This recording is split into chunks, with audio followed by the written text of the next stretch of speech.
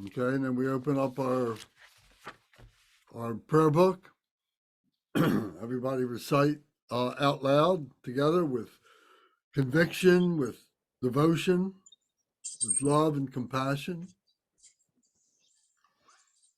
All mother sentient beings, especially those enemies who hate me, obstructors who harm me, and those who create obstacles on my path to liberation and omniscience.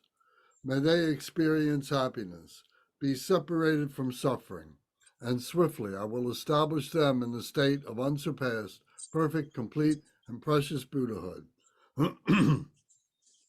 All mother sentient beings, especially those enemies who hate me, obstructors who harm me, and those who create obstacles on my path to liberation and omniscience. May they experience happiness, be separated from suffering, and swiftly I will establish them in the state of unsurpassed, perfect, complete, and precious Buddhahood. Dagla dangwa je pe dra no pa je pe ge. Tar pa dang tam she ken pe bar du jo par je pa tam she ki so je pe. Manam kadam yam pe sem chen tam she de wa dang den. Dog now dang drel nor du la na me pa yang dag pa zog pe zang ru brim po she to pa ja. Thus, until I achieve enlightenment, I perform virtuous deeds with body, speech, and mind. Until death, I perform virtuous deeds with body, speech, and mind. From now until this time tomorrow, I perform virtuous deeds with body, speech, and mind. Deshe du sang ma ge gi bar du lu na gi sam ge wa la ko. Ma she bar du lu na gi sam ge wa la ko. Du de ring ne song te ni ma sang ta sam gi bar du lu na gi sam ge wa la ko. We take refuge in the kind root and lineage lamas. We take refuge in the deities of the mandalas of the Yidams. We take refuge in all the exalted Buddhas. We take refuge in the perfect Dharma. We take refuge in the excellent order of the Sanghas. We take refuge in all the noble Dakas, Dakinis, and Dharma guardians, possessors of the eye of wisdom. We take refuge in the kind root and lineage lamas. We take refuge in the deities of the mandalas of the Yidams. We take refuge in all the exalted Buddhas. We take refuge in the perfect Dharma. We take refuge in the excellent order of the Sanghas. We take refuge in all the noble Dakas, Dakinis, and Dharma guardians, possessors of the eye of wisdom. Transcend sawa dangur parje pe pao den la ma dampa nam la kab su chi o. Yedam kil gorgi la sok nam la kab su chi o. Sangye chom den de nam la kab su chi o. Dampe cho nam la kab su chi o. Parpege du nam la kab su chi o.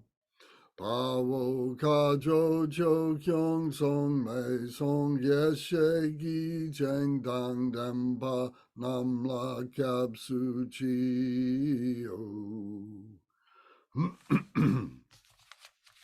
Until I attain the heart of enlightenment, I take refuge in all the Buddhas.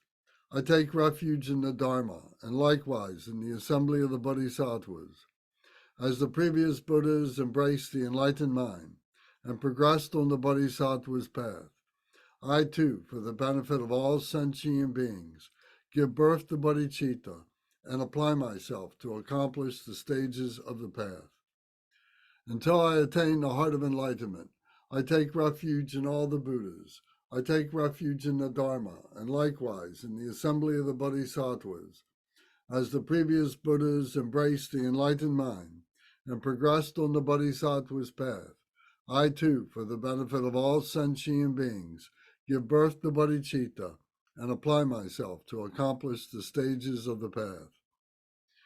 Shang Zhu Ning Po Chi Ki Bar Sangye Nam La Kyab Su Chi Chodang Shang Shub Sampa Yi So Klang De Shin Kyab Su Chi Jeta Nongyi De Shegi Shang Shub Tugni Ki Padang Shang Shub Sampe La Pala De Dagrim Shin E Pata De Shin Dro La Pandandu Shang Shub Sam Ni Ki Ki Shing De Shin Du Ni La Pala Rimpa Shin Du La Pa Ji O. In the Buddha, the Dharma, and the Sangha most excellent, I take refuge until enlightenment is reached. By the merit of generosity and other good deeds, may I attain Buddhahood for the sake of all sentient beings. In the Buddha, the Dharma, and the Sangha most excellent, I take refuge until enlightenment is reached. By the merit of generosity and other good deeds, may I attain Buddhahood for the sake of all sentient beings. Sangye Chodang Soki Chonam La Shangju Bardu Dagni Kapsu Chi Dagi Jin Soki Pe Sonam Yi Drola Penshir Sangye Ju Pasho. May all mother sentient beings, boundless as the sky, have happiness and the causes of happiness. May they be liberated from suffering and the causes of suffering. May they never be separated from the happiness that is free from sorrow. May they rest in equanimity, free from attachment and aversion. May all mother sentient beings, boundless as the sky, have happiness and the causes of happiness. May they be liberated from suffering and the causes of suffering. May they never be separated from the happiness that is free from sorrow. May they rest in equanimity, free from attachment and aversion. Manam kadam yam pe sem chen tam she dewa dang dewe gurdang dempa jochi. Dug now dang dunau gi gu dang dwell wa jochi. Dug now me pe de wa dang mi dwell wa jochi. Ne ring jak dang ni dang dwell way dang nam la ne pa jochi. And please turn to page 12 for the Sagari Mati requested sutra. Likewise be extinguished. Extinguish all enemies to my purpose. Whatever evil forces are within me, please be defeated. Do this so that when I am victorious, all pure radiance melts into me, completely purified. Take all this knowledge, food, and drink peacefully. Enjoy it and be satisfied so that all obstacles may be destroyed. Be liberated from all obstacles, all general obstacles. Maras are defeated by this gesture of the Buddha. By reciting this mantra, may all the Maras be purified. As a result, may all the Maras be defeated. Thank you. So now we will, I'll screen share. Now we'll do the 4 thoughts that turn the mind to the Dharma.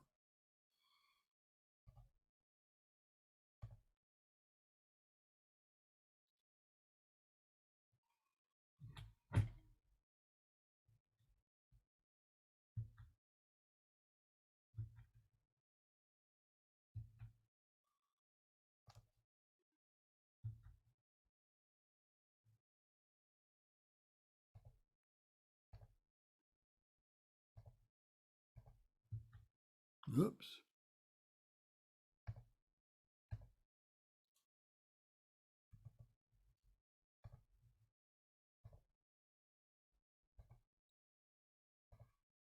Ah.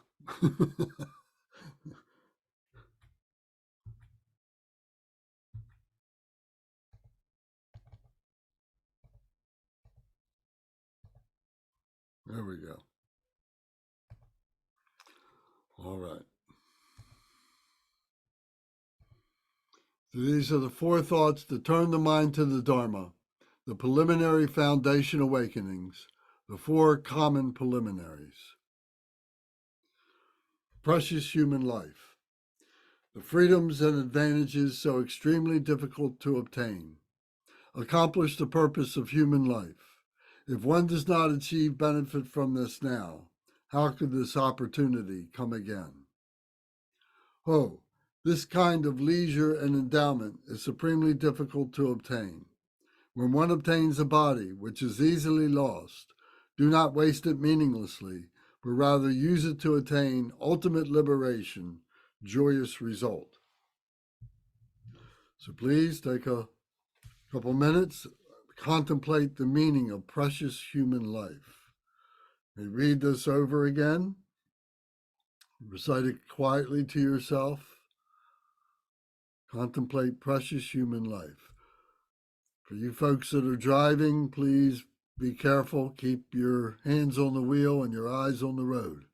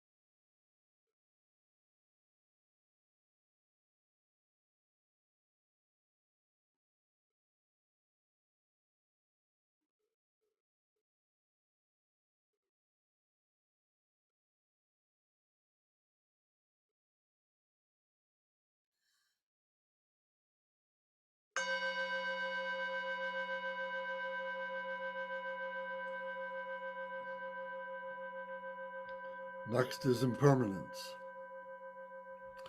Ka, no matter what has been done, Nothing benefits at the time of death. Worldly activities? Yes, they are lies.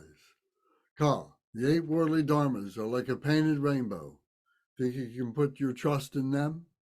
In the certainty of death, and knowing that nothing remains long, quickly accomplish liberation. Impermanence makes departure certain, like the shadow of the setting sun.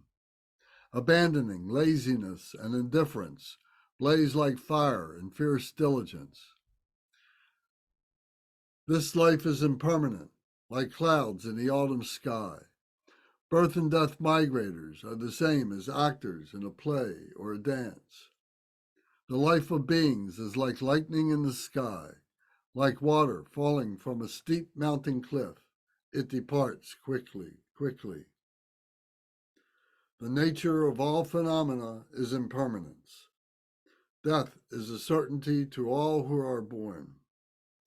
Death can descend any time, like a drop of morning dew on a blade of grass. Quick, it is time to make effort for the essence of the Dharma. Please take a few minutes, contemplate the meaning of impermanence.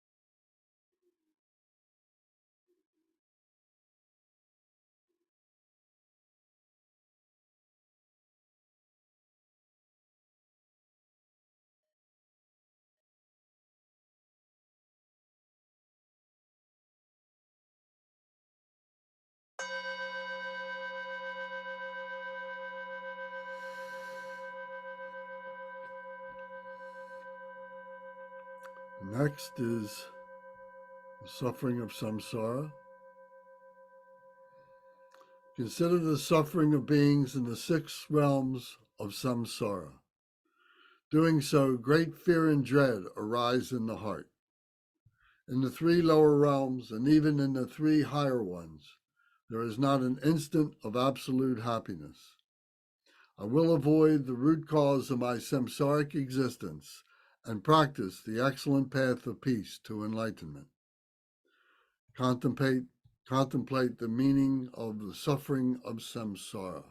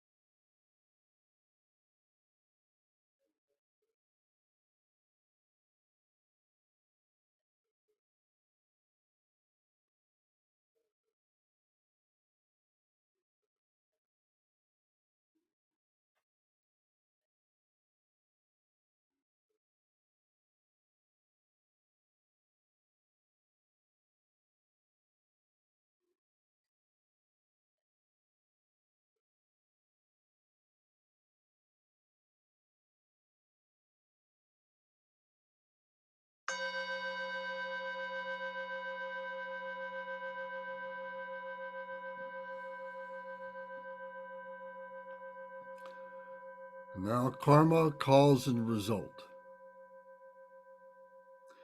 Even if one were a king at the time of death, one's possessions, enjoyments, friends, and retinue will not follow. But wherever that sentient being goes, his karma follows after him like a shadow. The fruit of one's positive karma is happiness. Suffering is the fruit of negative karma. The inexorable karmic causation is the mode of abiding in all dharmas. Henceforth, practice the Dharma by distinguishing between what should be practiced and what should be given up. So this is where we left off last week. So tonight we talk about karma, cause, and result. So karma, if you might remember, is a Sanskrit word that means action. So to put it in other words, it would be action, the cause of action, and the result of action. So the karma that we talk about when we say, oh, I have good karma or I have bad karma, is actually the result of actions that we have taken sometime in the past, whether it was yesterday or it was last year or it was when we were a young kid or in past lives. So that karma has a cause. The cause is something that came up that might have been a result of another karma. And that result now has this cause that makes us want to take an action. So the question becomes, are we going to take a good action or are we going to take a bad action? Because now we can realize, we can see that that karma, that action, is going to have a result. And that result is going to keep coming up until we are able to satisfy that karma, that action. So we're no longer hindered by the negativities or the confusions that we've created for ourselves from the past. So we need to understand what this means. So it says here that even if one were a king at the time of death, one's possessions, enjoyments, friends, and retinue will not follow. So what this is meaning is that karma affects everybody. It doesn't matter whether you're rich or you're poor, whether you're young or you're old, whether you're a man or a woman. All these different beings are affected by karma. And when we talk about the time of death, we're talking about when our body stops working. Our body shuts down from an injury, from sickness, from old age, for any reason. When our breathing stops, our physical body, our outer breath stops. And with it, our intellectual mind stops. The brain stops working. So this is the time of death that we are talking about. When that comes, even if we're a king, then one's possessions, enjoyments, friends, and retinue will not follow. So the possessions are our physical possessions, the house that we have, the clothing that we have, the tools that we have accumulated, our furniture, our vacation house, whatever it is, all these possessions, they don't come with us. All the enjoyments, all the things that we might like to do. We might like to go out for long walks. We can't do that anymore. We might like to go, go to the beach. We won't be able to do that anymore. We might be able to go on to vacations and fly in an airplane from one place to another. We won't be able to do that. We won't be able to go to parties. All these things that we call enjoyments, we won't be able to do anymore. They're not going to come with us.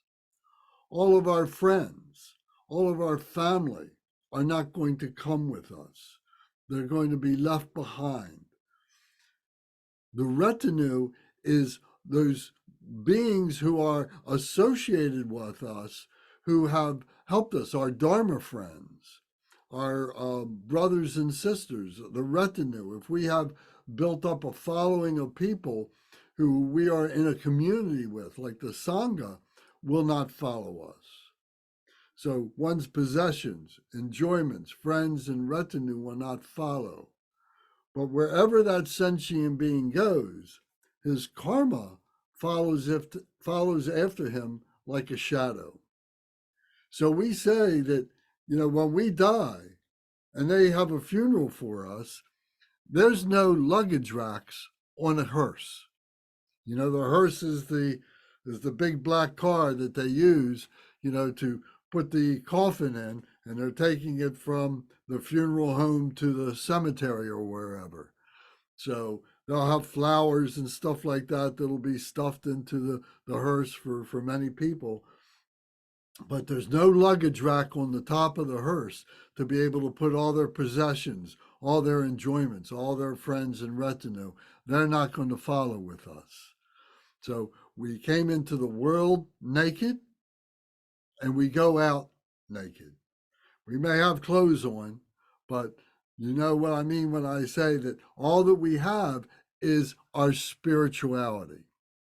So this is what's referred to. It says, wherever this sentient being goes, his karma follows after him like a shadow. This karma the results of the actions that they have taken are following them like a shadow. So these are like seeds, these karmic seeds that have been sown during our lifetime. When we do good things, good karma, good seeds are with us. If we do bad things, then bad seeds are with us.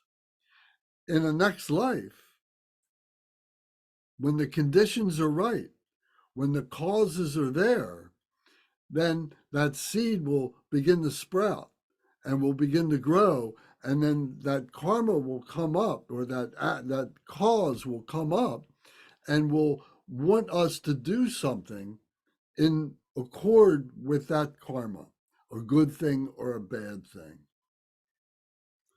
Does anybody have any questions about this? Any comments about this? This is a difficult topic for I think everybody. So we need to be able to talk about this. Whoops. I have a question. Yes. Um, is the Tibetan Buddhist philosophy, do they recognize that an entity prior to birth selects its life and its death? So, like our friend was talking about the incident today, did those people, they were born entangled with their decision to exit and leave the physical on this day?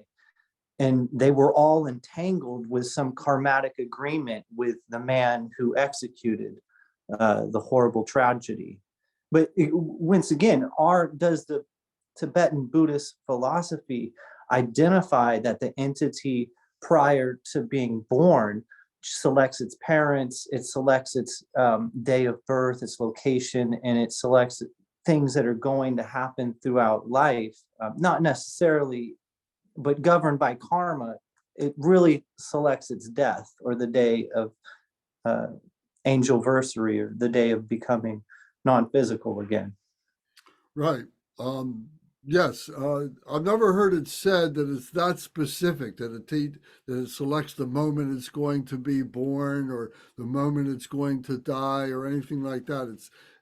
We don't regard it as being that specific, but we do say that we have these karmic seeds.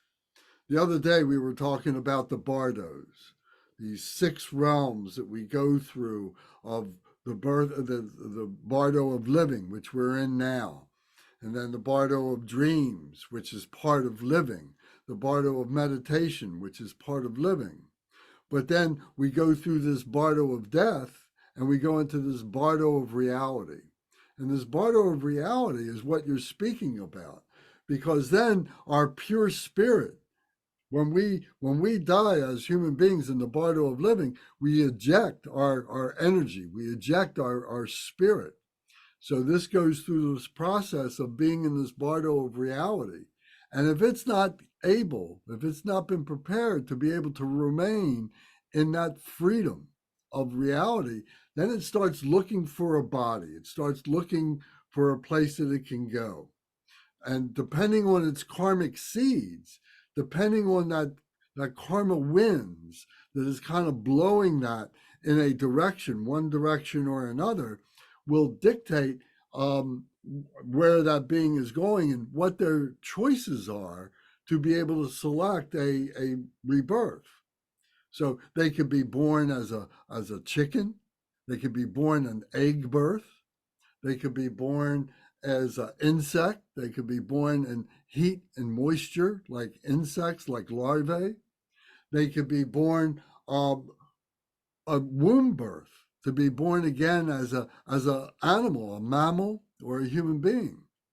So all this all depends upon these karmic winds. And if we are not in control of our karma, then the karmic winds are controlling us. So this is what we are becoming aware of in this kind of a talk, in this kind of introduction to understanding what karma is. To say that we literally select our mother and father, there is a lot said about that. So we don't remember that. We have been born many times and we've died many times, but that was all in our intellectual brain when we were dying and what it was like when we were born and so on. We can't remember that. But we can, through our meditation, it's like a window into that dynamic of changing through those different bardos. And we begin to see how we are going through bardos now. Like I said, this is the bardo of living. And then we also have the bardo of dreams. And we also have the bardo of meditation. So the bardo of dreams is involuntary. For most of us, we can't control our dreams. So this is like a leaf being blown away. This is like the karmic seeds being blown, and we're experiencing this dream. In meditation, the bardo of meditation, we have control over. And so we develop our being able to control our choices, our causes, and our conditions by way of what we experience in our dreams and by what we experience in our meditations. We begin to see that this dynamic is happening even in this waking state. So we learn how to control what happens in the bardo of reality. And although we may not be that free to remain in the bardo of reality, we have a control. The next bardo is the bardo of rebirth or the bardo of becoming. So we learn how to navigate our way through the bardo of reality into becoming the bardo of rebirth. So we can choose our parents. We can choose the situations that we are born in. Are we making conscious decisions to do that as we do as a human being? No, no. It's a different language. If you let me use that metaphor, that different language, it's a different experience, and we begin to develop the awareness of that experience through our meditation, because we transcend our normal human consciousness into this meditative bardo consciousness, where there's new reference points, there's new language, the language of light, the language of energy. So the Bardo Todal is the great liberation by hearing in the intermediate states. That's the liberation of our spirit into this Bardo state. So this is also called popularly called the Tibetan Book of the Dead. Mm-hmm. So yes, so there is control. And we need to learn about what that is, how we do that. And this is the beginning stage. We're learning the fundamentals of doing that. To be able to have that degree of control, we either are going to be pure enough to be able to navigate that in that space of freedom, or we are going to navigate it in the darkness of ignorance and the darkness of confusion and hatred and so on, that is being driven by the karma that we've done. So that's a very long explanation. I thank you. It's actually very, very beautiful and helped me understand the Tibetan Buddhist philosophy on that. And yes. So we talk about the Bardo Todal, and we can get to that point in our conversations where we can spend time talking about the Bardo Todal and examining that. And when someone passes away in the Buddhist community, there are people that will read the Bardo Todal to that person who has passed for 49 days, guiding them through the different bardos, generating that light and being able to send that light out from the heart to those beings to guide them through the bardo, so that even if they have difficult karma, that this light will help guide them to a better rebirth. So, I'm sorry, Gary, you got your hand up. Well, I have had the Tibetan Book of the Dead for over a year, but I've deliberately not read it because I didn't feel that I was ready to understand it. It's the simplest way I can put it. I'm still not sure that I'm ready. But I may start reading it just to see how much I can understand. There were other things I thought were probably better for me to read first. I wouldn't hesitate to read it. Okay, well, I have it, and I will begin. Yeah, so we'll talk more about this, but it's going to be a while. It's going to be maybe another year or something It's a before huge piece of we work. as a group are ready to be able to go into that. But Mhm. everything that we're talking about up to that point is preparation to understand that. I have a question for everyone actually, and or even Lance, you maybe like earlier on in your journey with things, but because I still this has always been one of my biggest struggles with Buddhism in general is with rebirth and wrapping my head around it or like really like believing in it or not, like one way or the other. Um and recently I've just been kind of like almost made a decision to just kind of take it as a matter of faith that just because the rest of the Buddhist teachings resonate with me so much.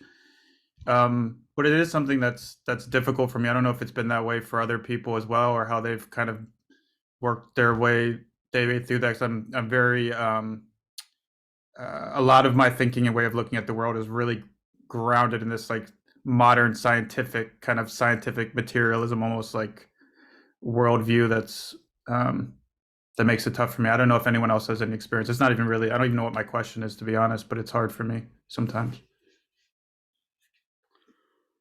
Well, let me ask you this. Do you agree that you have a physical body? Yes. Yeah. Do you agree that you have an intellectual body? Um, yeah. Depending with me. Yeah. Do you agree that there is a set of rules that the physical body follows? Yes. Yeah. And do you agree that there is an intellectual set of rules that the intellectual body follows? I mean, I guess it depends on what we mean by set of rules, but um, Well, yeah, there's certain processes, and yes, set of, there's a lawful kind of thing at work that yes. yes, I mean, you work in psychology. I mean, you work in that field, and you know that there are causes that create difficulties for people in their Yes. lives. Oh, yes, And yes. if they don't take responsibility for those causes and change those causes, they're going to continue to have the same problems over and over again. Yeah. Yeah. Okay. So, would you agree that you have a spiritual body?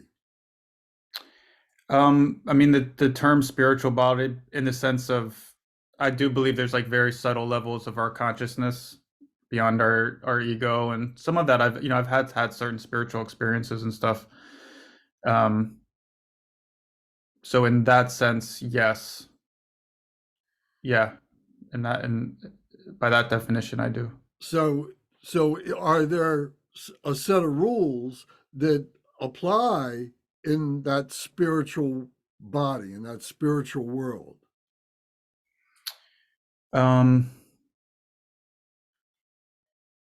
I mean, yeah, I would imagine it follows through the kind of causation, or I don't know, maybe there's some dimension that's even beyond causation, Okay. but some kind So, of the cause and effect to it. Yeah.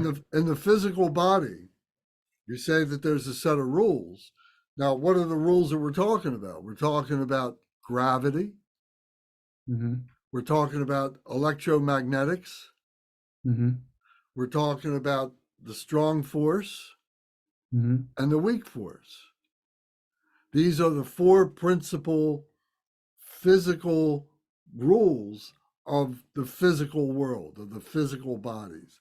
And it's controlling what happens out in space, out in the solar system and the galaxies and everything are all subject to that gravity.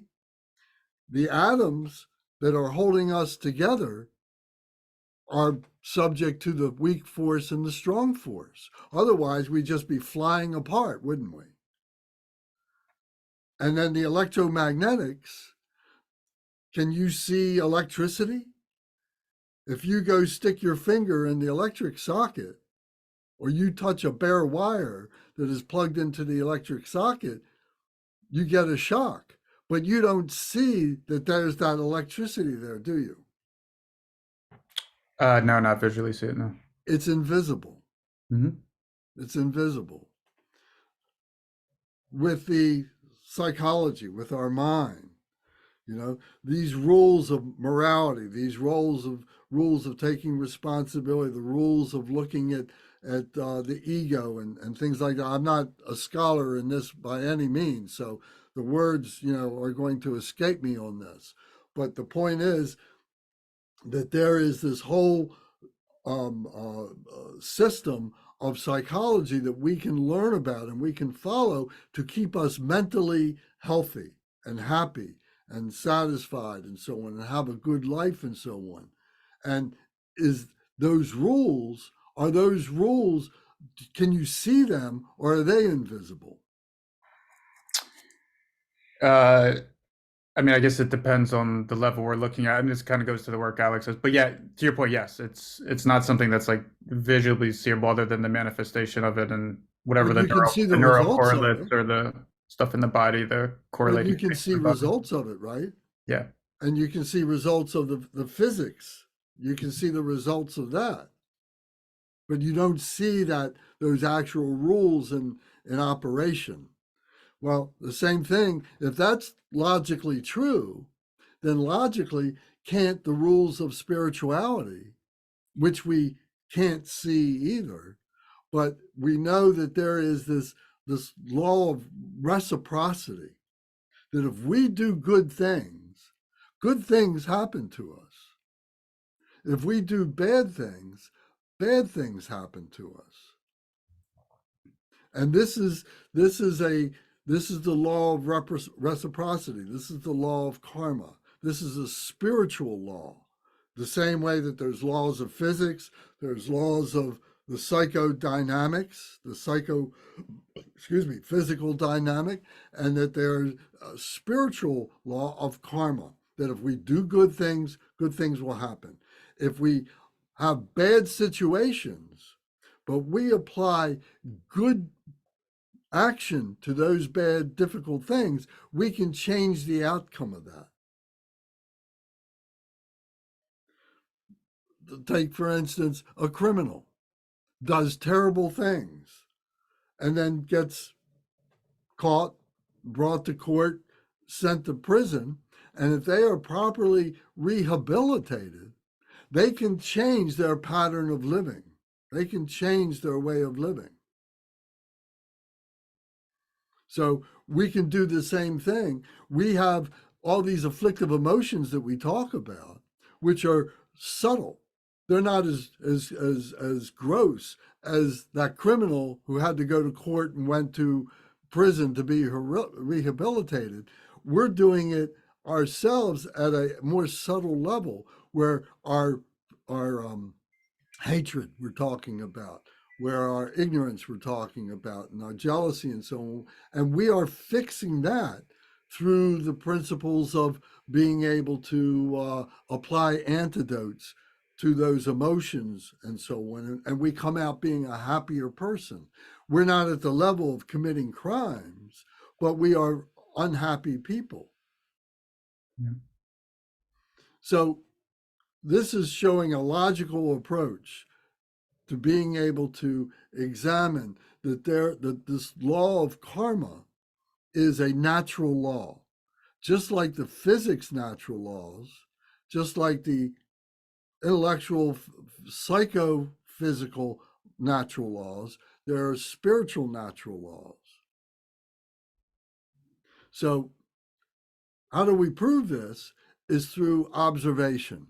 The same way that we would prove the physics, the same way we would prove the intellectual psychosomatic stuff. We would do that through observation, trial and error, and being able to document it and so on. So this is what we can do. This is what we should do in our process of learning about the Dharma and applying it to the principles of karma. So we all start off in some kind of doubt. But if we have some kind of faith in a system and apply the rules of the system to the observations, then we can come up with an answer. We can come up with an experience of being able to say, yeah, this has worked for me. I see how it's worked. Gary, you got your hand up. Your microphone is muted. I'm sorry. Where does the presence of martyrs in history fit into all this? People who have done very good things, a very great sacrifice, and suffer horribly for it, even a horrible death. Well, let's table that for a few minutes, and we'll get to that, okay? And if I don't talk about it directly, please ask the question again a little bit later in this session, because that's a good point. But we got to establish some more groundwork, some more fundamental understanding, some more vocabulary words got to get fleshed out here. So the questions that Matthew is asking are very pertinent, to this foundation. And at this point, what we need to do is to have an open mind at the very least. Hey Lance, this is Sarah. This is more directed towards Matthew, if this is helpful, just to add anecdote. I just think about the process of the evolution of, like, as Lance was talking about natural law, and proving gravity took like so long for someone to come about and finally explain what a lot of people felt and believed for probably a long time. And I'm of the mindset of some point, maybe 100 years from now or so, we'll be able to have a way to measure spirituality. But it seems mind-boggling us to right now. However, I think 1,000 years ago, the idea of gravity being explained would have also felt overwhelming to humans. So I think it's like an evolution of just how we've gone through as a race. And I see that as a possibility, that at some point we'll have something beyond just, like, as Lance describing like a way to document it, but using a scientific process now of looking at cause and effect. I apply that in my life, Lance, and everyone listening. I actually apply that and consider my actions and then document the things. I do apply that right now. I use myself as my own sort of experiment and going further into understanding karma. So that's just my thoughts I wanted to add. I liked the question. Thank you, sir. Alexander actually is working in neuroscience now. That's his job. He works for Johns Hopkins, and he's building a database, And I know somebody else who you can go to this person and put this helmet on your head with all these electrodes and can measure your thought patterns and so on. And through this kind of biofeedback technique or whatever, which has been around for quite a while, people who are having emotional disorders can see the effect that it's having in their brain, and they can anticipate, the reactions that they may be having by the thoughts that they're creating for themselves that create these other results. So there's a lot being done in this science. So you're absolutely right, Zara, and maybe Alexander can speak to that. Yeah, thanks, sir. Thanks, sir. Yeah, may I just have a short interjection, not to explain everything right away, but actually maybe even add a little bit of mystery in, just for example, if you remember, like, for example, a spider knows how to create an elaborate, net to catch its prey, right? Nobody have taught him. or bees, they know how to do the bees dance, or how to follow the sun and fly back home. Even like Darwin, that when he was developing his evolution theory, he understood there are certain things that like animals learn in this life, but certain things are mysteriously kind of engraved in their memory. And where is that coming from? Certainly, like right now, we don't understand. It's definitely not encoded in DNA. It's not encoded in epigenetics. Maybe some of that also encoded in epigenetics, but certainly not all of that complex behavior. So even some relatively little, like simple things we can observe, we don't have explanation. But I mean, the only thing we can think is somehow they carry this ancient memory, and we know we have ancient memory too. Like, I don't know, like uh, when the moon is up, we feel more excited, and like, why? I mean, nobody really taught us to be excited during the moon. I mean, it can be gravity, but I think there is more to that. So All right. Well, let's get back to the text if yeah. we can. So yeah. So again, the point is we got to keep an open mind. This question about karma is one of the most perplexing and subtle things that we need to be able to understand in Buddhism or in life in general. So don't expect I'm going to be able to explain it very well, but it comes from our own personal experience with the trial and error process of being able to recognize that karmic law of reciprocity. So I'm going to screen share the second part of the text.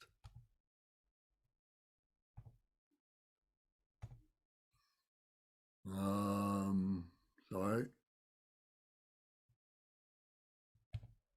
Okay, so here the second part of the text says, the fruit of one's positive karma is happiness.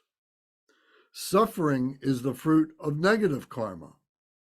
The inexorable karmic causation is the mode of abiding in all dharmas. Henceforth, practice the Dharma by distinguishing between what should be practiced and what should be given up. So let's go over this again.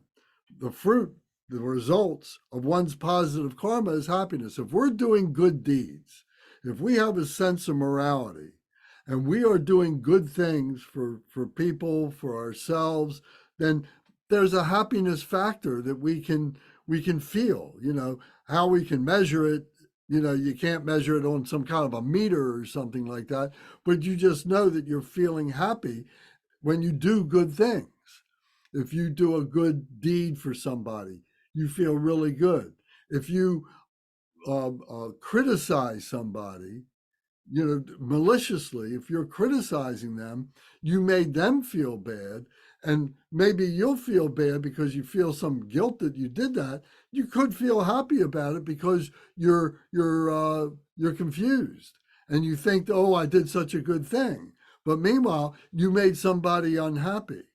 And doing good deeds will always bring happiness. But if we're doing bad deeds, if we're creating suffering, that's the fruit of negative karma, negative actions that we can take. So we have to see what our causes are, what the actions are, and what the results are, what we're trying to do. So we can take a good action, or rather a good cause, and spoil it with a bad action, and then have a bad result. Likewise, we can have a bad cause, but turn it around and apply a good action and then have a positive result at the end of that. So we need to have the objectivity to be able to recognize those dynamics and be able to control ourselves in ways that are to keep ourselves happy. And I would guess that all of us that are here tonight have recognized that in a way that maybe they haven't been able to articulate. But I think that we're all good people because we recognize that by being good, we're happy. If we go do bad things, we're always looking over our shoulder, so to speak, that somebody's going to come and take retribution with us.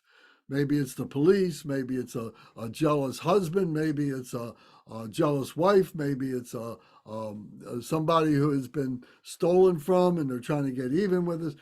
Many different things. So we have that guilt and fear that something is going to happen because we know we did something that was non-virtuous. We know we did something bad. So this next line, it says the inexorable karmic causation. Inexorable means that it can't be argued with. It may be very subtle, may be difficult, but to be able to go and say, well, this is not true. You know, if we look at this, we examine this, we can see that this is true. It's inarguable. It's inarguable that there's gravity. It's inarguable that there's a morality that we have to lead in our lives. So this karmic causation, this inarguable karmic causation is the mode of abiding in all dharmas. So dharmas here is a lowercase d. And this shows all the different pathways. Dharma means a pathway. So there's many different pathways that we have. And these karmic causations, the mode of abiding in all the dharmas, how we do that. Some people just have a propensity to be a thief. And if they are left in a place and there's money on the table, or there's some possession that they would like, when the conditions are right, nobody's watching, there's money on the table, and this person has a propensity to steal, they'll take that money, put it in their pocket, and they won't think twice about it. Other people will look at that money and say, oh, that's not mine, I'm not taking that money, and just let it stay there. So it's a question of what our karma is, how we are, what the causations are, what those karmic seeds are. Maybe that doesn't do a good job of explaining it, but I'm going to come back and try a better way to show you this. But first I want to say that it says, henceforth, now we practice the Dharma with a capital D, the Buddha Dharma, by distinguishing between what should be practiced and what should be given up. So in other words, there's a sense of morality, that we know what's good, we know what's bad, and we know that we should be doing good things and not bad things. So with that in mind, how do we judge, what is good and bad?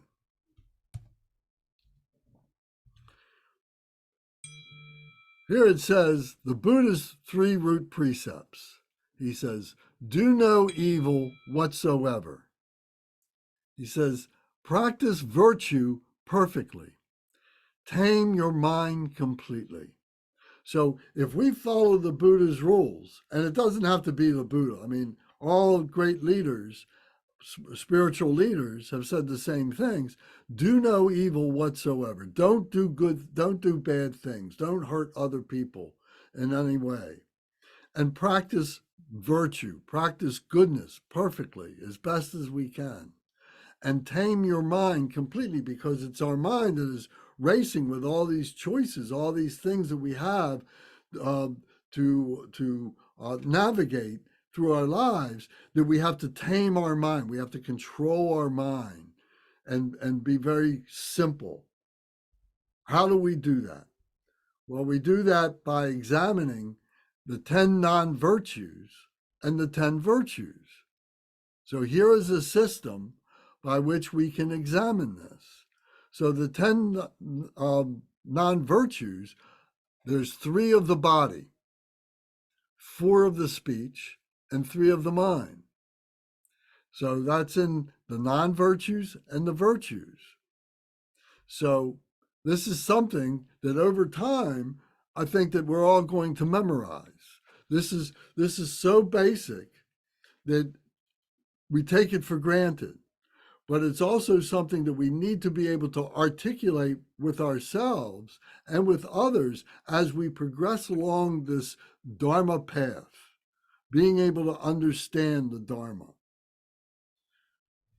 So, three of the body means not taking a life, not killing. It means not stealing or taking that which was not given to us.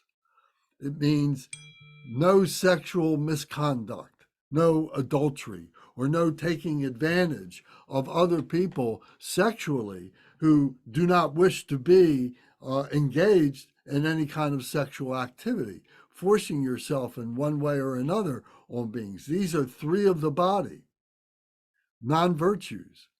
So the three virtues that correct these is to protect the lives of others.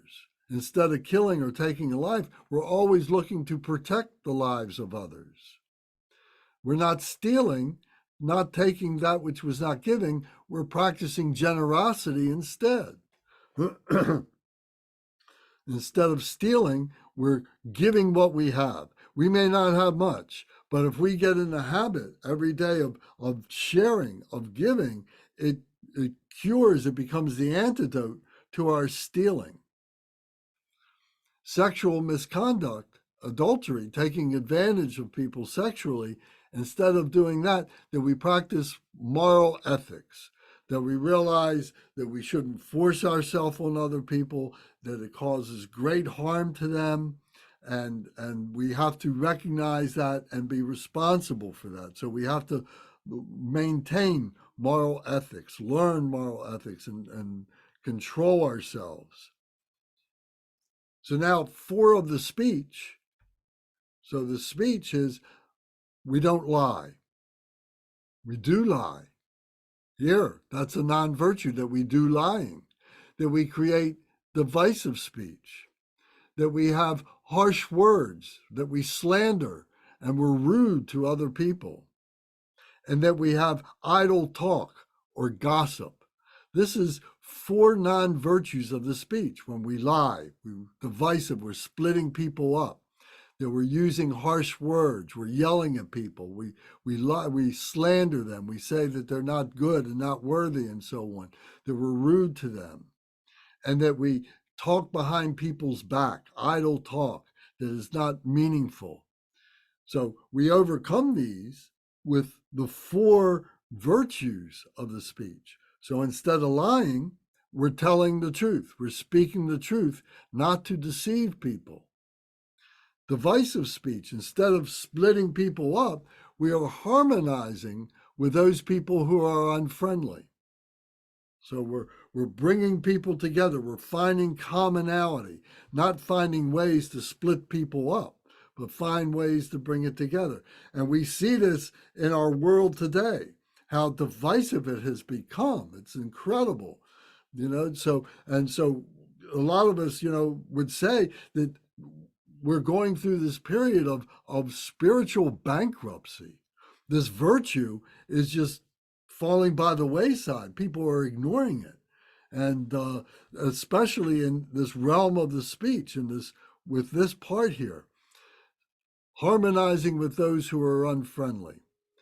Harsh words, that we're not yelling, slandering, or rude to people. Instead, we learn to speak peacefully and politely. And it used to be that way in government. I remember when I was a kid and we went down to Washington, and the Democrats and the Republicans, and they might disagree with each other, but they would say, oh, my friend over here on the other side of the aisle, he has a different view. And I respect that he can have that different view because we're all Americans. But meanwhile, here's the logic of my suggestion. This is what I think we should be doing. Let me tell you the reasons why, and then we can vote on it. And we're still going to be friends because we're all Americans, but that's not happening right now. Right now, everybody's just using harsh words and slander, etc., like that. And this idle gossip, this idle talk and gossip is based on lies, based on confusion, based on misinformation. and so on like that. So instead, we need to speak meaningfully. We need to be able to say something, and we need to be able to back it up with truth, something that we can all agree upon, something that we can see that has facts to it, and so on. And so we have to have a commonality of what that means, a convention of what truth is, what reality is, and so on, and not reinvent things or bavariate the truth for the benefit of my own selfish aggrandizement. So we need to speak meaningfully instead of gossiping. So then we go to three of the mind.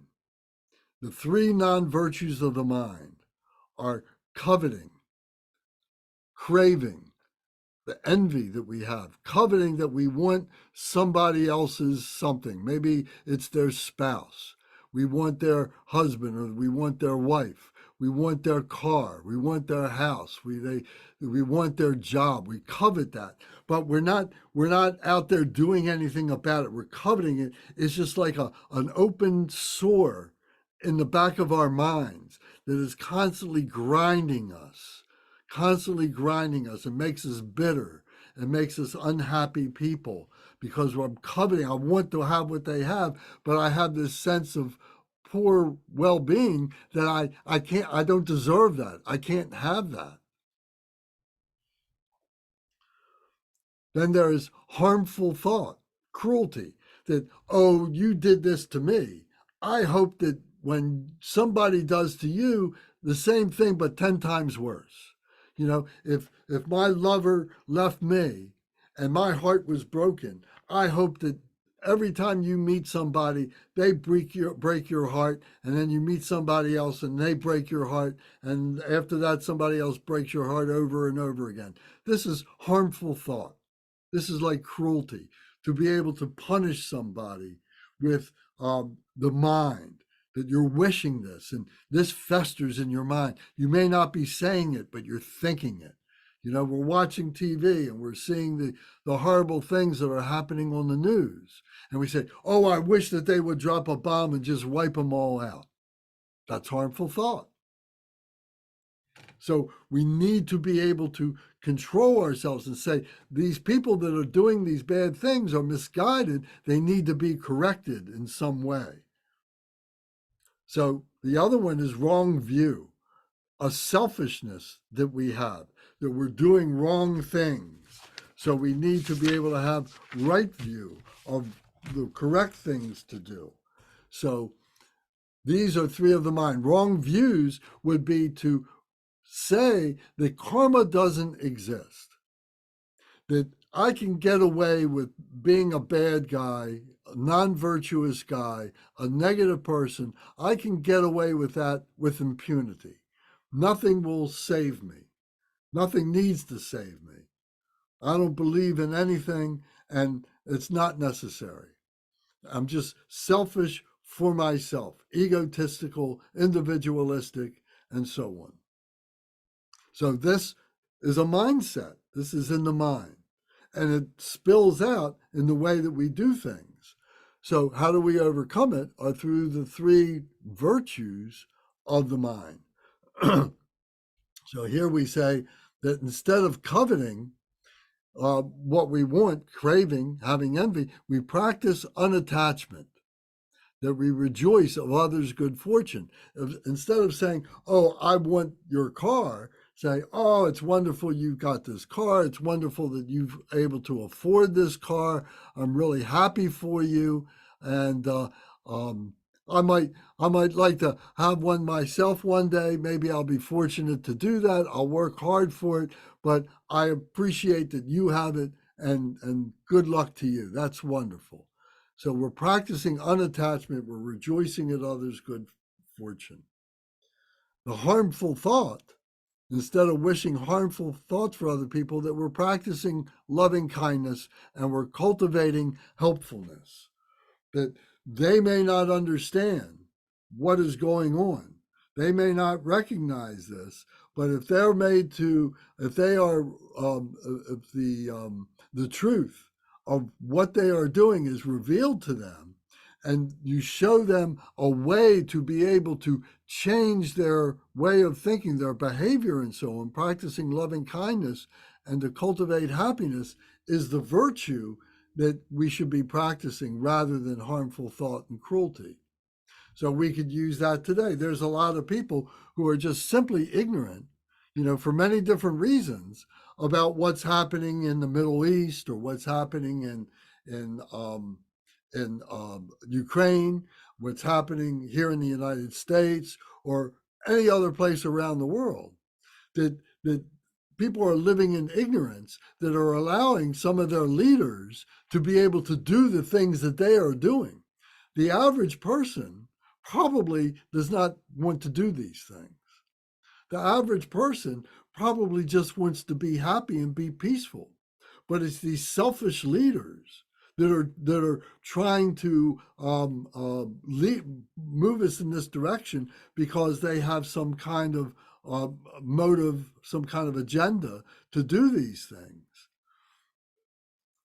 So if we can appeal to them, and if we can find ways to appeal to the people, make them educated as to what's going on, things might change in a hurry if they realize what's really going on instead of being lied to.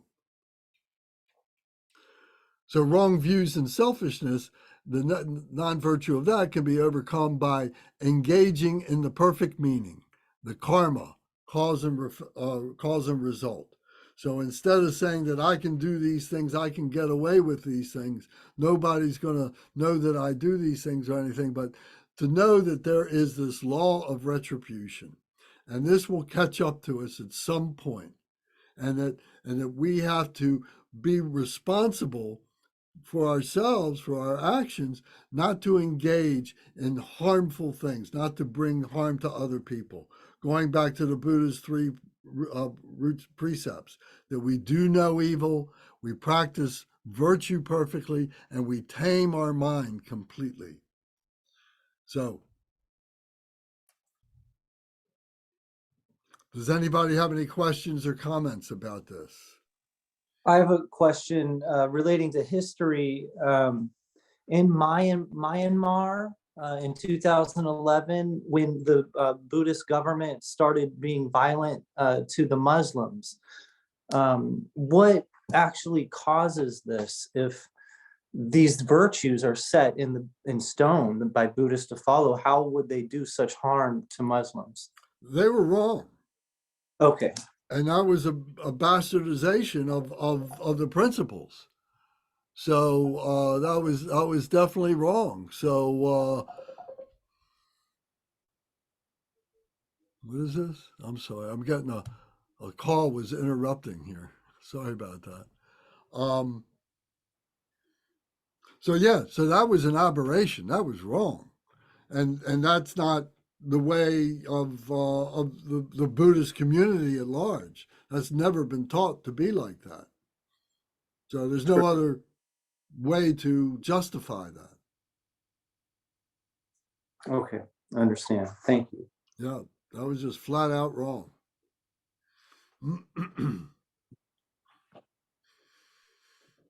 Yeah, and I guess in these cases we have to be careful, separate who is government, who is military, who is clergy or monks. And Thank you Yeah. for saying that as well. I that helps me learn. Yeah. So yeah, I mean that is just wrong view, and just how they rationalize that, I have no idea, but it's just wrong, and but we have to treat it with bodhicitta. We have to have loving kindness, compassion, joy, and we have to have equanimity for those beings too. And they may be Buddhists, they may say many of the same prayers and do the same things, but somewhere something's twisted, and we have to have loving kindness for them. We have to have compassion for them. We have to have that sense of equanimity for them. So it becomes a practice for us all. Share an experience along those lines as well. I was at a Buddhist monastery for a while and we were doing some vegetation clearing. And I had difficult thoughts about it, but I was like, this place has been so good to me. I'll just shut up and do it. And right before I picked the first plant, someone asked, "Oh, what about the first precept of Buddhism, thou shalt not kill?" And I was like, "Yeah, I can't do this. I'm sorry." And we kind of argued for a little bit, but they did let me not do it. But yeah, it was an interesting experience. The only thing they had to say was like, "Well, do you want the monastery to burn down?" And I was like, "No, of course not." But lightning can strike it too at any time. I mean, I understand where they're coming from, and that's something I'm personally struggling with, trying to figure out the truth and all that. But it was interesting to get yelled at by monks. Yeah, I can appreciate that. So that's why we need to have our own practice. That's why we need to establish our set of values, our tracks on the road, and so on. And we have to establish that to the point that if it gets challenged by anything that can happen, we can come back to our practice and resume our balance, get back to our balance, because there's a lot of stuff that will happen. Mm-hmm. Well put. Thanks. Yeah. Anybody else got a thought about this? I have just like a quick question. It's not like a deep, complex question. So would you say with the Buddhist practice in general and the path and like with karma that it really necessitates a vegetarianism for like the diet? No, It doesn't. Oh, okay.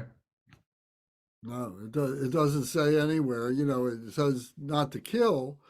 And there are, in Tibet, for instance, they've always been meat eaters because they can't grow. They don't have an agriculture that will support their lives. So they have to eat meat and so on. But when they kill an animal to slaughter it and so on, there is a whole ceremony involved. And they look at it. They are liberating the animal from its suffering. They are taking the animal in, and by taking the animal in is a way of them being reborn, and so it becomes a noble thing to be able to do that. So it becomes an integration of the eternal knot. We talked about right livelihood and right effort, a couple of weeks ago. So this is a practice of that. So yes, the vegetarianism really comes out of the Hindu in the India, and that's not necessarily part of the tradition in Tibet, for instance. Okay. Yeah, because it's something I've been thinking about recently of like, should I stop eating meat? Because it's like if I had to kill the animals myself, I wouldn't do it. It's just like I buy it, I don't think about it, but it's something I've been thinking about. Thank you. I understand. Brendan, did you want to say something? Well, I just, the moment the question was asked, Lance, your response was, no, that's wrong. And, there's tremendous power and authority in that. And that as Buddhists, we're not tribal, right? We call it as it is, which I think is tremendously important. But it occurred to me, there was recently a monastery somewhere, I don't know if it was in Myanmar or Thailand, where an entire group of Buddhist monks were expelled because of drug addiction to the same drug. And, it occurs to me that the actions of individual Buddhists does not represent the philosophy as a whole. And that, I mean, just something to think about, really. No, that's completely right, and we can't condemn everybody because of that, and it goes to the point of this nationalism that's going on right now. Like I said, I believe that the ordinary man on the street, man and woman on the street, are just like us. They're good, peaceful, mindful people who don't want to be doing many of the things that are being done, to bring such suffering onto other people. But it's the governments that are running crazy. Yeah, what's that? Some philosopher said, to be really crazy, you have to have a political party, you have to have a group of people. Maybe so. Yeah. That's a good point. All right, so let me get back to the text because there's a couple more points, and I want to get to the point that Gary was bringing up. All right, so now, well,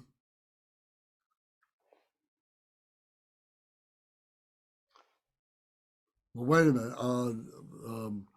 I'm going to turn this off again because I don't have this ready. So there's 4 elements that constitute a karma. The severity of the karma, what the karma, because there's a lot of mitigating things that can happen. We can kill an animal. If we're killing an animal, stockpile our freezer, and we have plenty of tofu around and we could eat that instead, that might be a bad thing to do, to be killing that animal. But if we're doing it mindfully, if we're doing it correctly, we're just taking what we need and not taking too much and so on, then there's a balance there. So there's a mitigation of things. So how do we judge that mitigation? What is that? So the 4 elements of karma is, number 1, is what is the motivation? What is the intention? The intention to steal, the intention to lie, the intention to kill, the intention to sexually do a sexual misdeed or something like that. So all those non-virtues that we listed, what is the motivation for that? We have to see that there has to be a motivation to constitute a karma. There has to be an object for that karma or that deed. There has to be an object. I'm going to do this to this person. I'm going to steal that from this person. I'm going to lie to this person. There has to be an object that I am doing in this process. So there has to be a motivation to do it. There has to be an object to do it.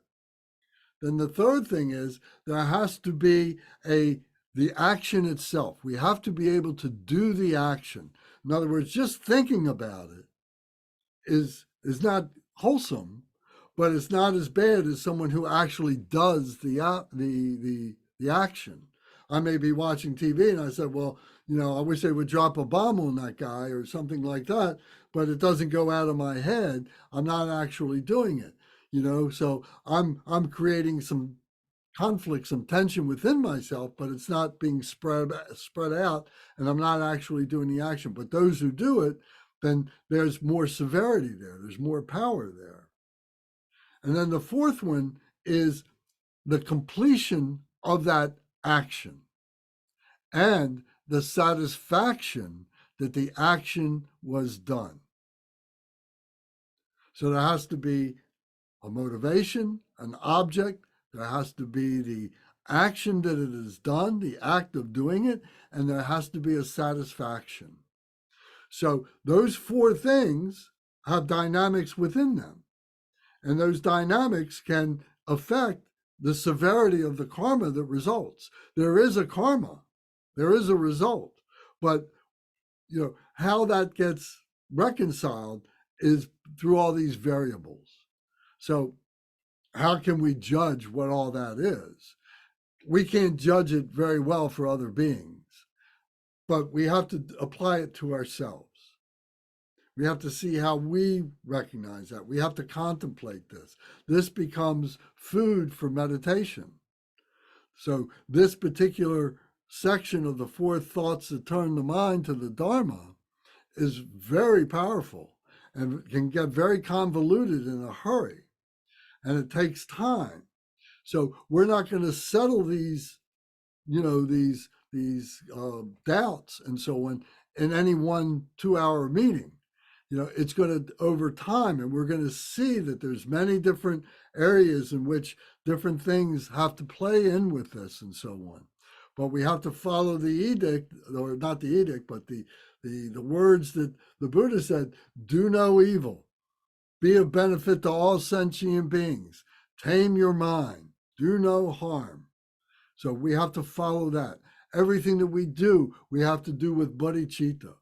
So if we're establishing those rules for ourselves, then all this other stuff will begin to fall into place, and we'll be happier people because we'll be doing good Dharma work. We'll be making good choices and so on. Any comment? Okay, so now we go where I wanted to go before. Whoops. So now what happens when we do non-virtue? What happens when we do make a mistake? We do cause suffering for ourselves or for other beings. How do we fix that? How do we purify non-virtues? So there's 4 powers to purify non-virtue. First off, we have to have regret or remorse that we did the deed, that we were thinking about the deed, that we had the object, that we had those 4 elements of karma, that we regret that we were engaged in that process. And then we have to have a remedy. We have to have an antidote for that. So if we are engaging in hatred, if we're engaging in ignorance or any of the 5 poisons that we've talked about, we talked about that there is an antidote for them. If it's loving kindness, if it's compassion, if it's generosity, if it's education, we have to apply the antidote to that deed that we did, to that non-virtue. And it may not be just as simple as saying, well, I'm just going to educate, or I'm just going to be generous or something like that. It may be more that it's, interwoven with several things going on. So we have to be able to analyze that. We have to recognize that and say, okay, there's several things going on here, and I need to have a more sophisticated, a more complex approach to being able to remedy, to purify this. We have to have resolve to not only purify this, we have to have resolve that we're going to purify this, whatever the negativity is, but we also have to have a resolve not to do it again. We have to take a vow to ourselves. I'm not going to do this again. It's not going to happen. I'm not going to do it. And then so saying that and then having it come to pass are 2 different things, because it may be years before that situation comes up again, and maybe we haven't learned the lesson and we go and we do it again. Well, we got to go through the same process. Oh, I forgot, I made a mistake. This is terrible. I got to apply the antidote. I'm really going to do it better this time. And I resolved not to do it again. I'm really going to work hard to do that. And I'm sorry I've done it, et cetera, et cetera.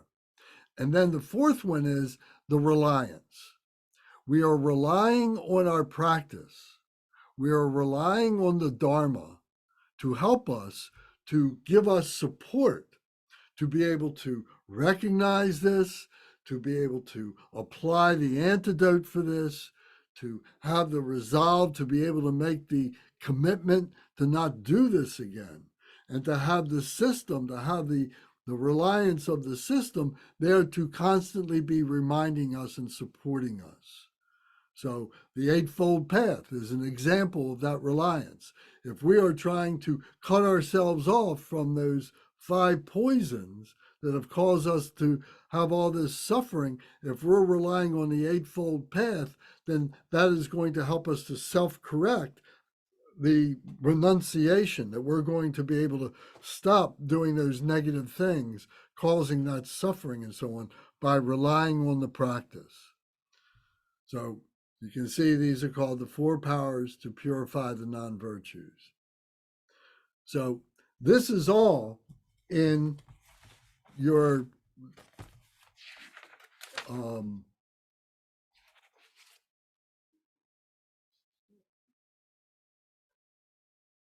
Jewel Ornament Liberation.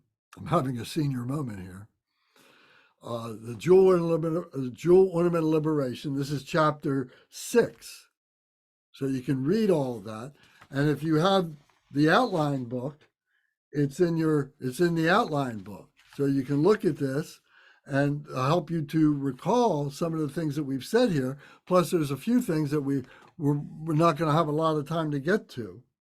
So it's on page 9 and 10 in the outline book. So, any questions or comments now?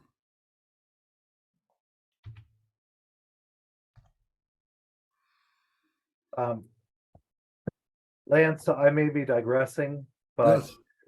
about what we were talking about earlier, it seems like the further we get away from individual mystics and the more we get into politicians, generals, and bureaucrats, the more things get messed up. And perhaps that's an element of samsara to have Myanmar, Buddhism intertwined with this nationalism that we were talking about earlier.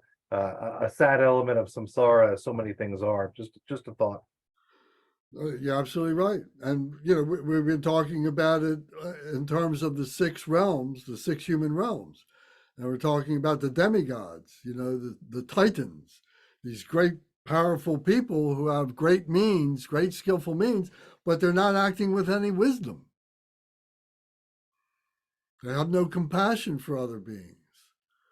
So, yeah. So whether they're, like you said, mystics and, religious people, holy people, aren't as holy as they might think that they are, and they're creating great harm in people's lives. Especially when they establish temporal power. Yes. Yes. So there's a lot of variables, and this is why we need to be able to be calm, to not rush to judgment, to be careful and contemplate what's going on, and try and get that objectivity, not get ourselves all worked up by jumping in and trying to fix things right away and so on. It's impossible. This is samsara. We're not going to fix samsara. The only thing we can control is our own emotion. So if we can find our own balance, our own equanimity, that's a huge victory for ourselves and for other people, because we're not throwing gasoline on the fire, so to speak. So these points here. There is always a strict result. If we do good things are going to happen. If we do bad things are going to happen. One will experience happiness and suffering without mistake through the results of virtue or non-virtuous action. One will experience happiness through accumulation of virtue. By accumulating non-virtue, no one will experience the result of suffering. So what this is saying is, you're not going to do good things or have good results from doing bad things. And you're not going to be able to do it for somebody else. If I'm going in and doing these good deeds and I say, well, I want the karma to go to this person over here who's doing bad things, you can't transfer that karma. It doesn't work like that way. You may be able to dedicate the merit that you have from doing that and sending that compassion, sending that merit to someone else, but it's up to them to be able to receive it and to be able to act upon that. It's like a blessing that you're sending your blessings to that person. The blessings are invisible. There's nothing you can do, and they have to be open. They have to have a quiet mind and a quiet heart to be able to receive those blessings and recognize those blessings. Just like we need to have an open mind to understand these blessings that we are receiving in these teachings that have come to us from Buddha Shakyamuni, from Milarepa, from Gampopa, and all the lamas that have come in the middle time to where we are right now. So there is that long succession of all this compassion that has come. So we need to open ourselves up to that and be able to receive those blessings and to be able to turn those blessings out so that they just flow right through us. We're not changing them. If anything, we try and amplify them. The harmony of that vibration. We're not trying to make a discordant sound in that vibration. We're trying to harmonize with it and even amplify it, make it louder, make it stronger. So there's the strict result. There's the increase from the small. A little thing can cause a big thing. So we have to beware of that. A little, what appears to be a small virtue can result in a very big outcome. A little non-virtue can result in a very bad suffering for many, many people. So we need to be able to evaluate and look at the dynamic of from the small can come the big. So this takes, observation. This is discussed in the book, and this could be, a day's teaching all by itself. This requires meditation. Then there is the inevitability factor, that the lives that we have now, and I'm not going too far out on a limb by saying we all have good karma, otherwise we wouldn't be here. We've all had good lives, and we've had good lives in the past, and that's why we're here. However, we're not as good as we might like to be, and again, that's why we're here. In order to purify ourselves, to rectify the bad karma, the confusions that we still have, the doubts and so on that we still have, we're here now. But we have so many good things going for us that it becomes much easier. We're good people.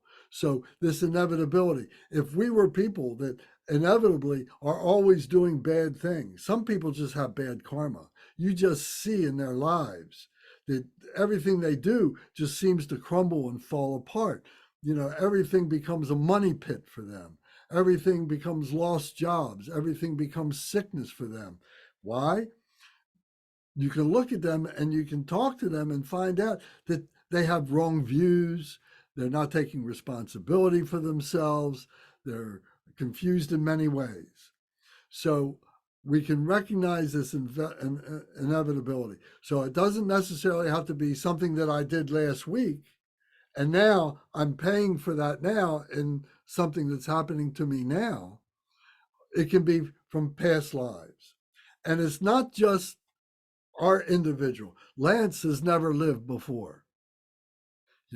Neither have any of you. You've never lived before. However, we are all part of this human condition, where all this human behavior and so on, that we are all part of that.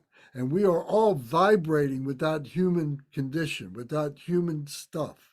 So if there are propensities to do evil based on what human beings have done in the past, for people like us, we're not susceptible to that, because we have recognized, we have come to be stable in a higher mindset of evolution, of right from wrong, of morality and so on. But there are some people who are just that they just continue that over and over and over again. We can take bad things, we may be presented with bad causes or bad conditions, but we of good virtue can figure out a way to be able to turn that around, to protect that from further harm, and then maybe give it the space that it needs to be able to self-correct, to correct itself, other people and so on that are bringing this negativity to bear. It's perfectly normal for the rain to come. It's perfectly normal for earthquakes to come.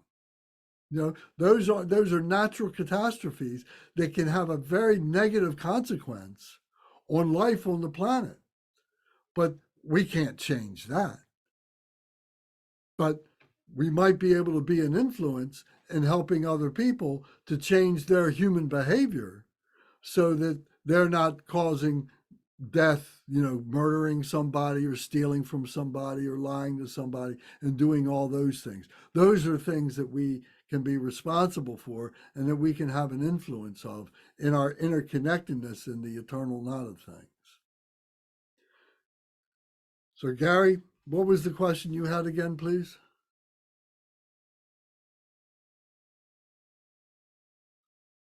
He's going to play it back for us.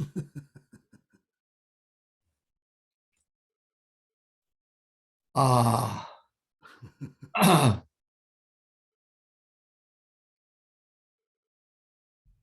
You don't remember, I'll remember right after we close. huh? Was it something about like martyrs or? Yes, Ah, it was. martyrs. It was what the place of martyrs in history, and I'm trying to the context.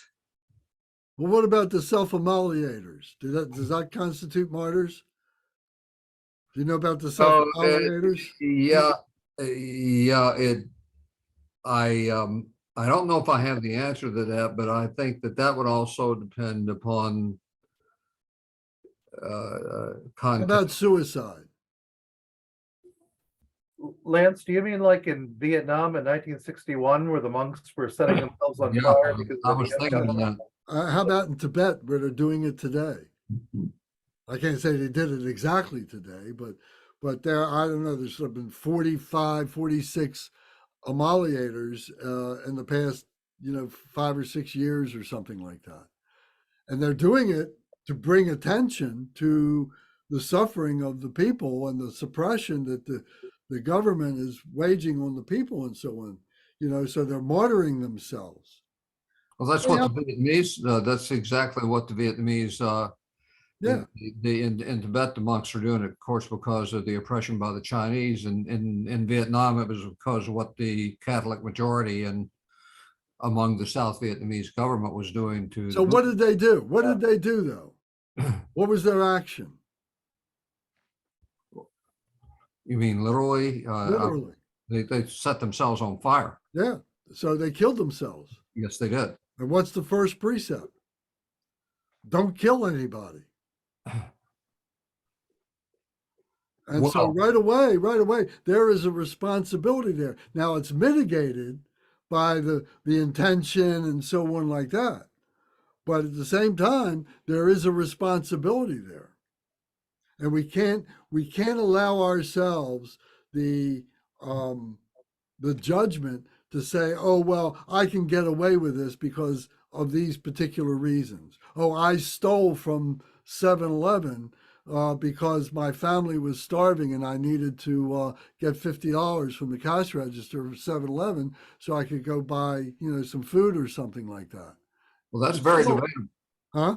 That's very debatable. In the case of, I have a strong memory of the matter in Vietnam, and Thich Nhat Hanh was a personal friend of the one monk whose case was dramatized so internationally.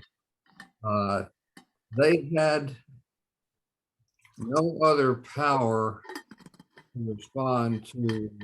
They were already being killed and otherwise abused by the majority religion among the South Vietnamese government. The two. So you're saying that justified it? I'm thinking about that. They had no other. Well, I don't know. I'm not going to pass any judgment on it. They had no other alternative other than acquiescence. Well, They had to, what that did do though, is the press, the American press, was really not covering that suppression and abuse until then, to the extent that they began to cover it afterwards. So you have to, all I can say is I cannot judge them as being right or wrong. I can understand their circumstances, and I can understand the effect of what they did was to bring international attention to their. So the point is, we have to take responsibility for it. If there's mitigating circumstances, that's our judgment. And we have to deal with that when we go through the bardo of death and into the bardo of reality. That freedom. Does this, and I know this gets very subtle, and maybe this gets a little spooky, in terms of, well, what does this mean? This is pretty mysterious and everything. And Lance, you always say that Buddhism reveals all the mystery and everything. But the point here is that by using the meditation, by raising your level of consciousness from being an ordinary human being to be Buddha, to be an enlightened being and be able to look at these things and be able to see these things. And what happens is they really just all fall away. Because all these things are all relative. All this stuff is relative. Our body is relative. All this is just temporary stuff that is illusory. And if we keep buying into the permanence of this, we're causing our own suffering. So what we're talking about are these emotions. These emotions are relative. There's nothing real about them. We create the reality with our own selves. And so if we can liberate ourselves from attachment to these emotions, to all these things, to the government suppression, to all this stuff, if we can liberate ourselves from that and say, that's not, I'm here to liberate myself from that. I'm not here to worry about it. I'm not here to solve the problem. The problem has been created by people grasping at themselves. The answer to that is no grasping. How do you do that? The Eightfold Path. And it really comes down to being that simple. But it's so simple that we always want to say, well, but here's the exclusion, here's the special circumstance. Oh, in this circumstance, that doesn't apply. But the reality of it is that we have to cut through our dualistic nature. We have to cut through all these preconceived ideas, all these preconceived concepts, these mental conventions that we've created for ourselves as human beings.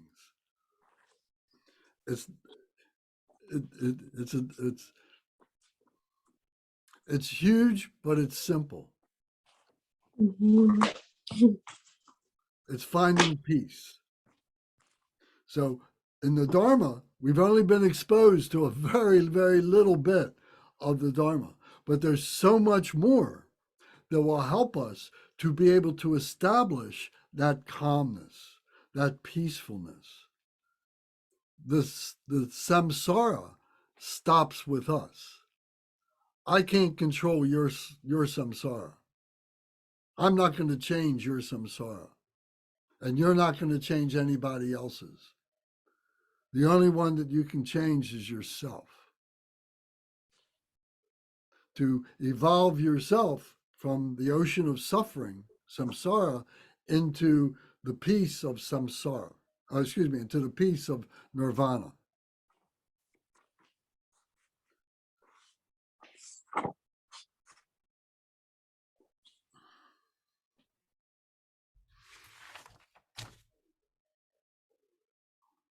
So that's it. Anybody got anything you want to say? Gary and Lance, you're both right. And Gary was there. I wasn't. I just read a lot. But I will say that the corrupt South Vietnamese government, the French brought Catholicism. If I was a Buddhist monk, I'd be pretty angry too, and pretty upset too. And I feel the anger. But Lance, your point is that there needs to be a sense of detachment, right? That you're not responsible for fixing this corrupt puppet government. And I have to say, I see where you're both coming from. That's all. Well, and that's why we talk about, we haven't said it yet, but I'll say it right now then. There's two truths. Everybody's looking for the truth. There's one truth. No, there's two truths. There's the relative truth, this phenomenal nature of this world that we live in. All this is true, but it's all temporary. The absolute truth is this permanent truth of something that we are part of, but as human beings, we can experience, but we can't conceive of it in our brains. We can't process it. It has to be experienced. And the path to do that again is the transcendence of our energy, our brain power, not our brain power, our heart power. We have to go beyond the brain because it's the brain that is blocking up the heart. And the heart is the big mind. Now, I know that's a crazy supposition if you haven't heard that before, but that's the essence of what spirituality is. I'll throw Whether you it's, one more curveball. whether it's Buddhist or it's Christian or anything else. Gary, I'm sorry, what did you say? I'll throw you one more curveball. Okay. Okay. Given what they did over there, was demonstrating against the war over here pointless? I'm not gonna defend it. I'm not gonna attack it because you're just playing. You know what I'm saying, is it the same thing? Is what? Is it the same thing as what's, look, of course, it's not in terms of like setting oneself on fire in Vietnam is one way of making a point, but demonstrating against the war over here was another way of making a point. Were they both pointless? What, did one take a life or not? To what degree of suffering was the result? Is a life holy? Is your life more holy than their life? Because they're sick, does that give you the right to take their life? Or a government to take somebody's life, capital punishment. Well, you killed somebody, you killed 3 people or whatever. We're going to execute you now. I mean, it's before too long, that's going to be, the capital punishment is going to be gone.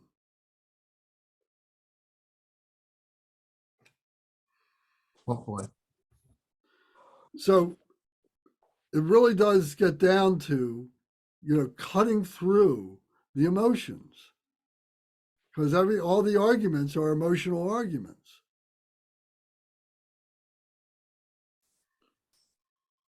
I have a question. Was the Buddha responsible for ending others' samsara? No. Did All so he did was teach his method. And that's the Buddha Dharma. He said, I can't give you enlightenment, but I can teach you how I attained enlightenment myself, or how I recognized enlightenment. Okay, all right. That makes sense. And that's why I have one more short question. Graham Hancock, he always says that we're a civilization with amnesia, and I'm always trying to think who came before Buddha that did what Buddha did but was forgotten, or like Christ, someone came. Perhaps there's been many of these entities. We've just established a civilization with amnesia, and Buddha, being the son of a great king, could have the reputation to be renownedly increased as the sole Buddha of his time, and that time has gone 2,600 years. But well, how do we know anything of the past if it's not written down someplace, right? right. So we have to rely on the scriptures. So in Buddhism, the scriptures are called the sutras. Those are the literal teachings of the Buddha. And you can go to the website called 84000, no comma. I think it's .com, or I don't know, you just Google it, it'll come up. And they are in the process of translating all these sutras, 100 volumes of sutras, into English language. And there is the scripture. That is and there, so much of what you're asking is encapsulated in those stories that the Buddha was teaching, saying this was prior lives. This is what we came from. Now you can accept that or not, but it gives you a reference point on which to begin your examination. And for myself, I'm reading the sutras, and I just finished one, and my plan is to at least introduce it to you on the last Sunday that we have our meetings on Sunday, that we can get to this point where I can explain to you samadhi, or at least introduce it to you. This mind is called the revealed equality of the nature of all phenomena, samadhi. And that is such a huge meaning to it. So, my answer to you is read the sutras. Go to that website, go into the keywords, put in your question, and see what comes up. Once again, Sumani, the nature of all. Samadhi, Samadhi, samadhi. The nature of all. What's the word at the end? The All. revealed equality of the nature of all phenomena. Oh, phenomena and revealed equality. Okay, thank you. So I'm hoping that we can get into talking about things. I think next week we're going to talk about emptiness. You know, that and karma are two of the most nebulous of these Buddhist concepts. You know, so we're going to talk about emptiness next week. So you got to understand, this is like a 2,000-piece jigsaw puzzle. And we have to put the pieces together. But we don't have a picture. There's no picture. And we just got to find all the interlocking pieces. So first, what do? We find the corners and we find the frame. We make that. And then all the interior pieces, we start looking at and trying this and trying that and finding out this works. Oh, but this will work if I go like this. But, oh, that doesn't really fit, does it? You know? And so that's what we're doing, is putting together this jigsaw puzzle that as human beings, this is our working basis. This is our job, you know? And so if we solve the puzzle, does that mean we can be liberated and blast off? That's what we need to examine. What does it mean? Remember, what, why, and how. So we're looking at things that only a very few human beings look at. You can say, oh, I don't want to be the very few. I want to be with the great mass. You know, so you can do that and, you know, live someplace else or not do these things. But this is spiritual being. How many spiritual beings, not just Buddhists, but Hindus, how many Jews, how many Christians, how many Islam people, you know, how many Taoists, you know, think about these things that we're talking about right now. That's why we have a precious human life. That's why we can say we have a precious human life. Is that a point of aggrandizement? Is that a point of beating our chest and saying how wonderful we are or something like that? No, because with it comes a great responsibility. You know, our job is to help other people to find this too. And by doing that is how we liberate.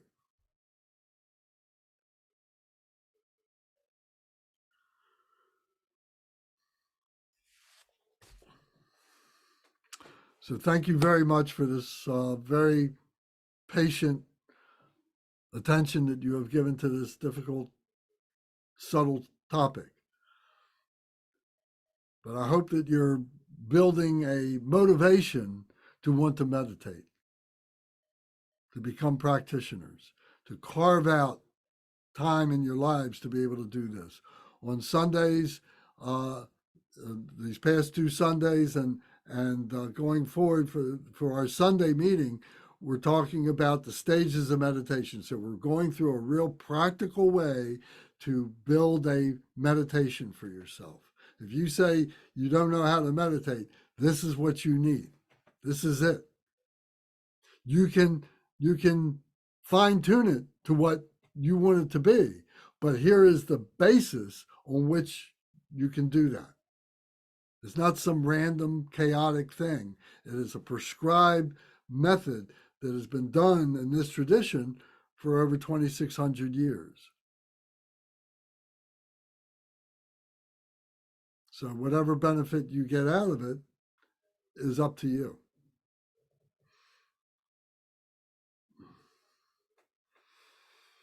Okay, so if there's no other questions or anything,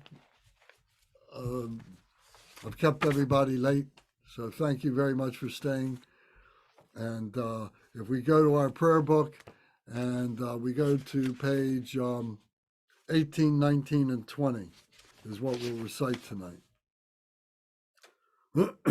This lineage dedication prayer. Dorje Chang, Talopa, Naropa, Marpa, Milarepa, Dharma Lord Gampopa, Pagma Drupa, and Lord Dri Kumpa, please bestow upon us the most auspicious blessing of all the Kaju Lamas. By this virtue, may I achieve the all-knowing state, and may all who travel on the waves of birth, old age, sickness, and death cross the ocean of samsara by defeating all enemies, confusion, the cause of suffering. Bodhicitta, the excellent and precious mind. Where it is unborn, may it arise. Where it is born, may it not decline, but ever increase higher and higher. I pray that the Lama may have good health. I pray that the Lama may have long life. I pray that your Dharma activities spread far and wide. I pray that I never will be separated from you. As Manjushri the warrior realized the ultimate state, and as did Samantabhadra, I will follow in their path and fully dedicate all the merit for all sentient beings. By the blessing of the Buddha, who attained the three kayas, by the blessing of the truth of the unchanging Dharma as such, by the blessing of the indivisible Sangha order, may the merit I share bear fruit. By the virtues collected in the three times, by myself and all beings in samsara and nirvana, and by the innate word of virtue, may I and all sentient beings quickly attain unsurpassed, perfect, complete, and precious enlightenment. May the teachings of the great Trikumpa Ratna Shri, who is omniscient, Lord of the Dharma, master of interdependence, continue and increase through study, practice, contemplation, and meditation until the end of samsara. Om, Ah, Hum. Om, Ah, Hum. Om, Ah, Hum. My body, speech, and mind become inseparable with the body, speech, and mind of all the enlightened ones for the benefit of all sentient beings. Thank you all very, very much. Thank you, Lance. Thanks, everyone. Everybody. Welcome. Thank you. Thank you, Lance, and thank you, everyone. It was a beautiful night, Lance. Thank you You're for your welcome. Thank you. Thank you all for your questions and comments. Thank you and your participation. Your being here is great. Thank you All right. very much, Lance. You're welcome. Thank you. Thank you, Lance, Okay. Thank you, Alex. to hear all discussion. Yeah. Alex. Yes, yes. Yeah, we need to make a date and go up to the restaurant sometime before too long. Oh, that's right. Well, we're getting all the conditions right. Today Okay. I just kind of finishing moving in to the Baltimore, found an apartment, a room to rent. Did you find a place? Yes, I found a place and I'm moving some stuff today. Oh, good. Where is it? It's on Fremont Avenue. It's near Martin Luther King Highway. Near what So- highway? Martin Luther King. Oh, it's in Baltimore. Yes, it's in Baltimore. Oh my goodness. Okay. So yeah, it's halfway. It's kind of towards your direction. So Okay. Well, I know Martin Luther King Boulevard is like a big horseshoe. It yeah, goes Ah. around downtown, right? kind of like that. Yeah. So yeah, just as it gets in the downtown. Okay. All right. Well, I look forward to talking to you. We'll make a date when after you get settled and everything. All right. All right. Thanks. Have a Yes, good will do. night. All right. Bye bye. Bye.